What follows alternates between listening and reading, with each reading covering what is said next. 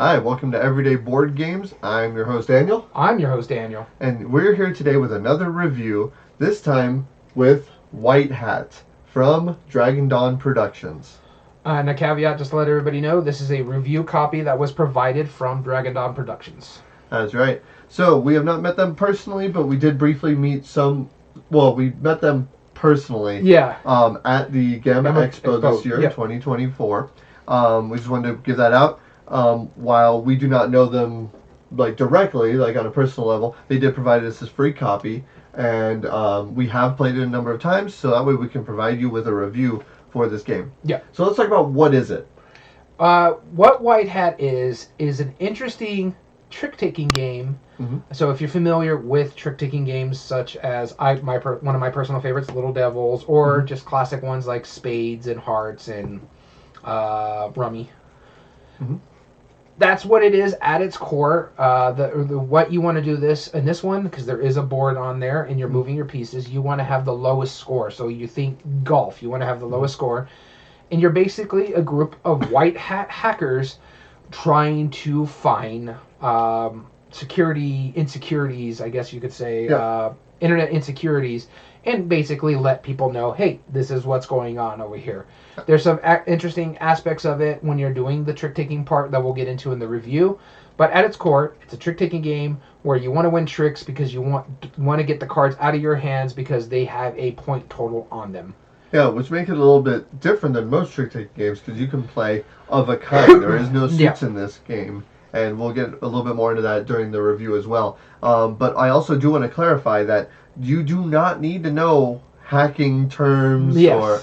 you might benefit a little bit from it, but not really. You don't need to know how to hack. That's definitely not the case. But you need to know how to play a trick-taking game. You do need to know how to play a trick-taking game. So the way we do our reviews is we try to take our bias out of it. We have 5 criteria. Each criteria, Daniel and I can each give a single point to.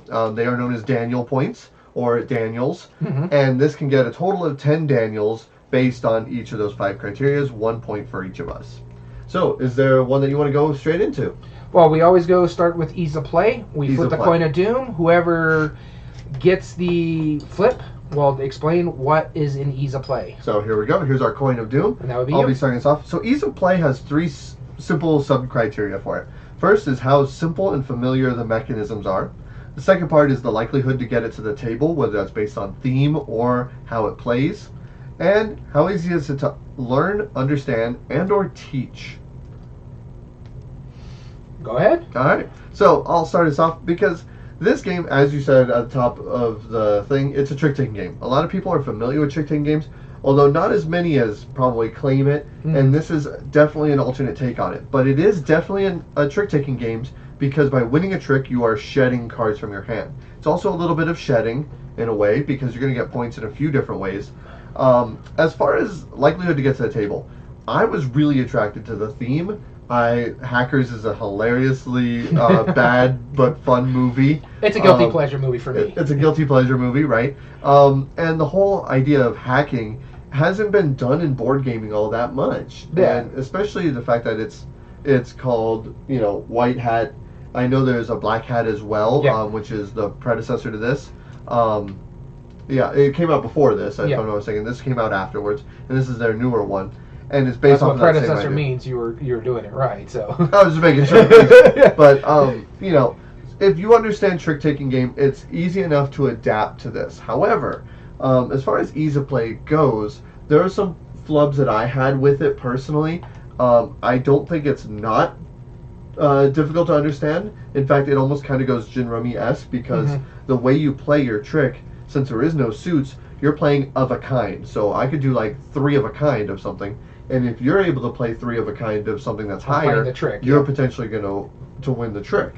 And that's a good way to shed your cards because remember, you want to get cards out of your hand because they're points for you. You don't want points. Right. And you can throw the white hat card into it, which has a double side to it, so everyone knows who has it. But then that reverses which one is the hierarchy. It did make it a bit complicated to learn how to play. I would have a hard time teaching this, I feel. But it's like a 50-50. But because of how familiar trick taking is and card games are, and the likelihood to get to the table, I am giving this a Daniel for that. All right, so when I'm going to the ease of play, it is simple if you know trick taking games. You again, caveat: you need to at least have a basic understanding of trick taking games. Most people who are in modern gaming nowadays know how to play a trick taking game. You're basically playing cards either to win tricks or not to win tricks, depending on which trick taking game you're playing. Yeah. So it is quite simple on that familiarity of the mechanism. We talk about our friend Gamehead Geek, who's not a huge fan of trick-taking games, but even he understands the concept of them. Sure. So that's going to give me a point there. Likelihood to get to the table based on the theme or the mechanism. My game groups love trick-taking games, different variations of them. Our little group, except for one person, loves trick-taking games, so that's a likelihood to get to the table. But also the theme, you don't see it a lot, and it's very interesting. So for me, when you were telling me this description, it was like, hey, they can give us a trick-taking game that's based on hacking. I'm like, do it. Yeah, do that's it. a cool theme. So that gets a point for me. The only point it won't get here for me, even though I will still give it a Daniel because it won 2 out of 3 criterias, is it easy to learn, understand, and or teach? And the reason why it doesn't get that criteria is because there's a little next step. Because when you're playing those 3 cards out, or 2 cards, basically how you're playing that run, that's fine. You don't have suits because you're playing the run. But if you choose not to win that trick, you can still play a card out there. You're not going to win that trick. The white hat is where it gets confusing because it changes it to the lowest person that's playing in the trick wins the trick. So that means if I put 1 card out, even though I'm not in suit, if you play the 2 cards out and you're in the lowest, now you're taking the trick. Yes. The white hat is very powerful. However, it's also 5 points if you have it in your hand at the end of the game, or at the end of the round.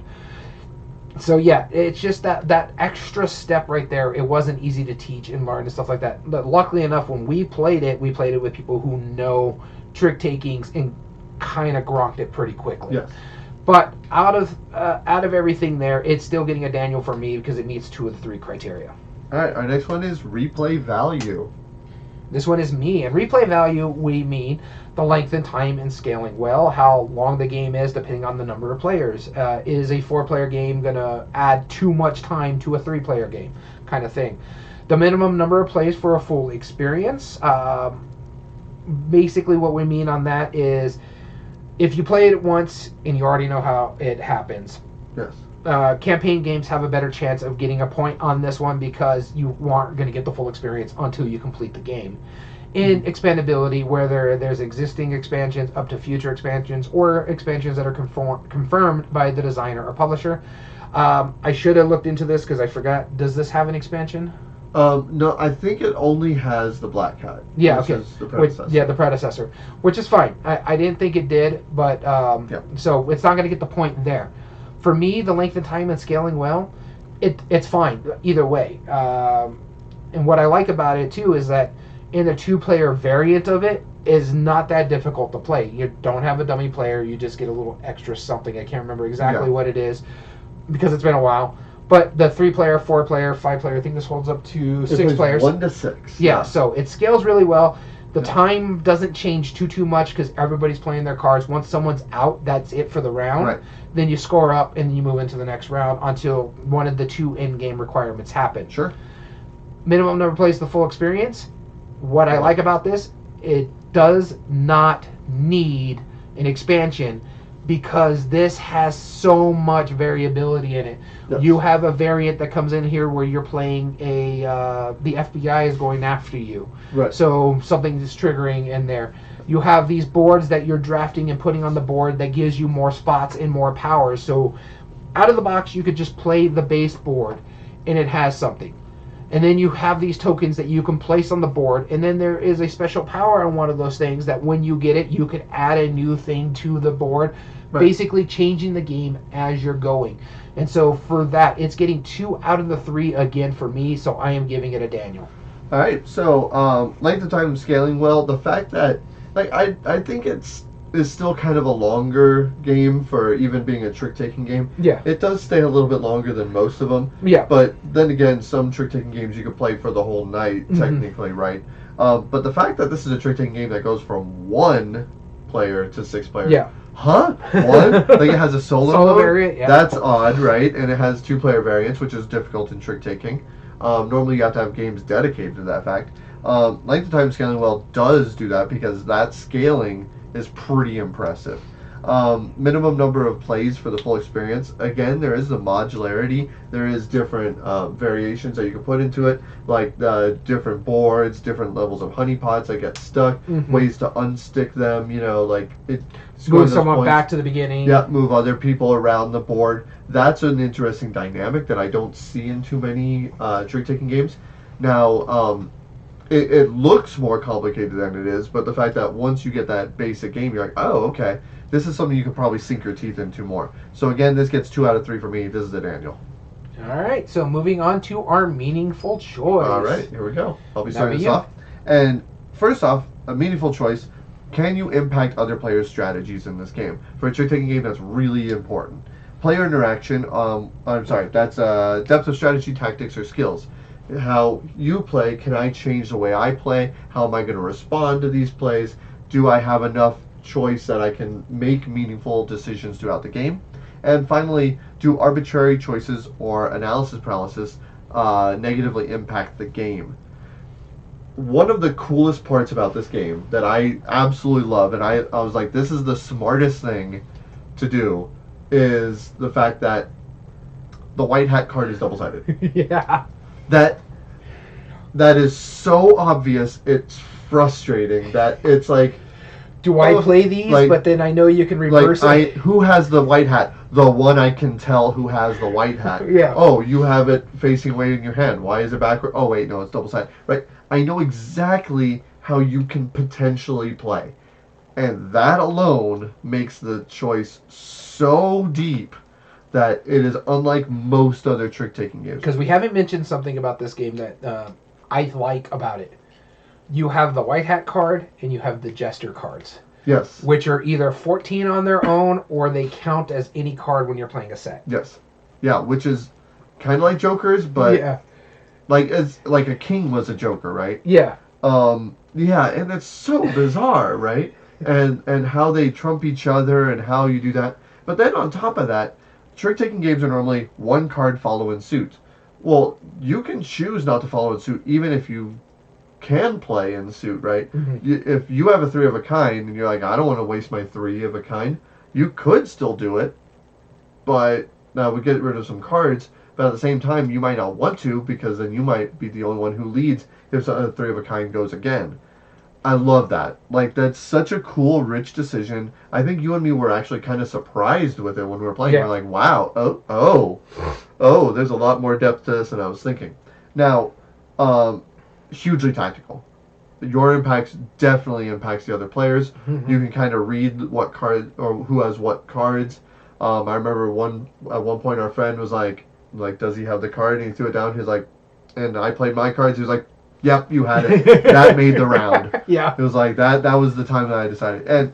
And there's just no arbitrary choices in this. Yeah. Like you make deep, meaningful choices in it. And it's not hard to make those choices. It's more of a just, do I or don't I play this? It gives a Daniel for me. All right, when we go into the meaningful choice for myself, impacting other players' strategy, you mentioned it earlier, especially with that white hat card. Yeah. The big thing I like about that white hat card is like, do I play this?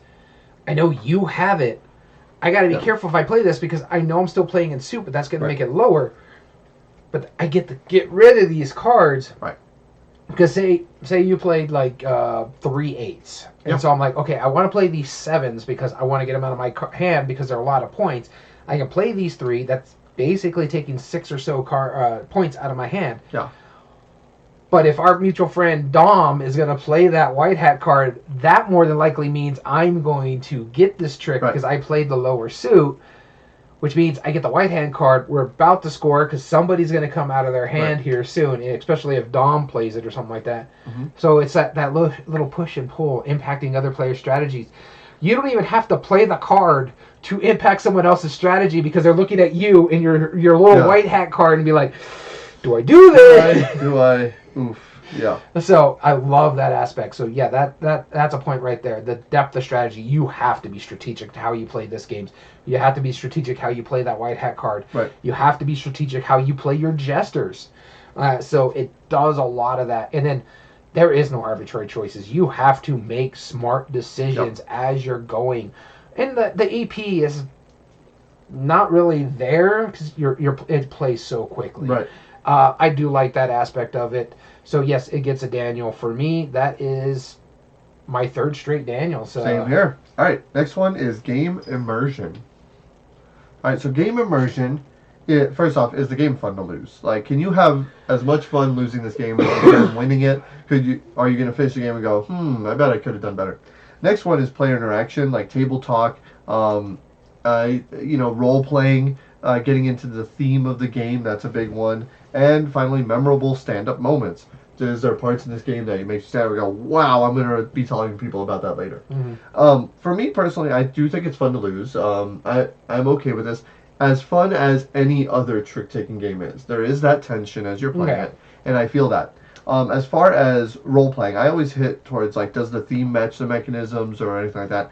Do you feel like you're playing as hackers? I don't feel anything about hackers in this. I really don't. I love the theme, and I like that, like the aesthetics that they put to it, but I don't for 1 second think that I'm hacking somebody by playing as three of a kind. That makes no sense coding. That makes none of that to me. I'm not playing that's like, well, if I could just hard boot, like go into the root of your Linux, OS, then we're golden, like I'm gonna take a backdoor. So, like, yeah, we're using the terms because they're on the board, but I don't feel any bit of that. And the memorable moments, personally, I don't. Other than like everyone. Like, I don't think this has anything more than a standard trick-taking does. And the fact that it's like, well, like, do you have the card? Yes? Okay. But there was never any point that I thought it was like, I don't think I'm going to go home and tell my wife about, like, something that happened in this game if she's never played it. So this does not get a Daniel for me as far as game immersion goes, despite how much I like the theme. So going into my side of things, I agree with you wholeheartedly. It's not going to get a Daniel for me either. It is fun to lose. It's a fine game, as any trick-taking game is. They can be fun to lose because you're having fun thinking about how you're playing out. Yeah. I will say this about this game, and it doesn't really go into the memorable moments, but I think I thought about it after we played it, to think about, like, how could I have done something better or something like that. Yeah. So that's always been good to me, but it's not really a memorable moment. It's just something I like to think about. And so when I know it's a game that I enjoy, I'll think about how I could have played better. And that means good. But in game immersive, it's not a memorable moment. It's just making me how I have to play better. Right. In the player interaction, I'm not getting into the role playing. I don't feel like I'm a hacker. I'm basically playing rummy with trick-taking aspects of it. So it's not there. It's not getting a Daniel for me. I think it's a fine game. It is fun to lose. It's an interesting game, but it's just not very immersive. All right. And our last one, art and production. And art and production, quite simply, the art, pieces and components, and the graphic design. Full disclosure, Daniel and I are both colorblind. If that matters, it matters. So we'll talk about that when we get to it. Personally, I just pulled out one of the sample cards here as an example. This card, decent card stock, is shuffled nicely. The board is nice. It's very colorful. I do like it. I like the aesthetics. Personally, you always get a thumbs up when you put a top hat in a game. For me, personally, I love top hats. I'm a sucker for it. But and it matches the theme. The only bad part that I have against this is that, like, a card like this has a lot of information, as you can kind of see here. This is a reference explaining the different parts of it. This is actually a different language. But really, you got the German one? It's literally just the number that matters. Like, nothing else on this card. And the little point right there. The two numbers. The points. The one that has the number symbol is the rank of the card. Yeah. And then the other number underneath it, that's the points that you're going to score if it's still in your hand at the end of a round. Right. But all of these have, like, they have flavor text where it says, never mind, it's just a rental for this root kit. The art on it, like, functionally doesn't make any sense, but it looks cool, and I don't want to downplay, like, how cool this game looks. I just feel like the graphic design, for something that's simple, it's a little overdone. personally, I don't think it's bad though, because the graphic design was pretty clear. But what really set it apart, and hands down, like the board is a little busy, so again, I'm not loving on that, but good components, decent quality stuff, top hat. But the part that really sold it for me was that double-sided card. That is such a smart idea, and that is utilizing the component really effectively to a point where it enhances the game, and I appreciate that. So because of that one card alone, this gets a Daniel for me. All right, so moving into my art production on this one, the art is great. I like the art on this. The cards are really good. The pieces and components, great. Good card stock, good quality of components. The top hats are really neat. The only knock on this one for me, to the difference with you, is the graphic design. And it's just because that board is, the card is pretty cool, where it's double-sided, and you can find out who has the white hat. But it's very busy. It's very icon heavy when you're playing with some of the variant stuff that you put away. Yep. But so you, when you're first playing it, you're gonna have to reference the rule books of like how this works or that works and stuff like that. Once you play it for several times, you'll learn how to do it. So and it'll get better. Yeah, it's very busy, and so for that, that's my only knock on this. It's still gonna get a Daniel for the other two parts of this. It's just that graphic design, it's a little too busy. It needs to be a little bit more cleaner, I would say. I don't know how you would make it cleaner. But it is still a fine game. Based on what we saw here, it's getting an 8 out of 10 Daniels for us, because we gave it each 4 out of the 5 categories. Okay. So that tells you how good of a game this is. It's an 8 out of 10 out of our unbiased review. That's right. So if that sounds like a game that you're interested in, for the reasons that we brought up, again, in summary, you're not going to get a super immersive hacker theme, but that's really its biggest drawback. Everything else, though, shines. It's a good strategic game. It's fairly easy to understand if you know trick taking already. The theming, while cool, not super helpful, but the art and production, great, meaningful choice, good replay value, and especially a one-player solo trick taking game. Huh? What? Huh? Alright, anyway, that's our review. This has been Everyday Board Games, and as always, I've been your host, Daniel. And I've been your host, Daniel. And we want to thank you for listening to Everyday Board Games. And remember, every day is a good day for board gaming.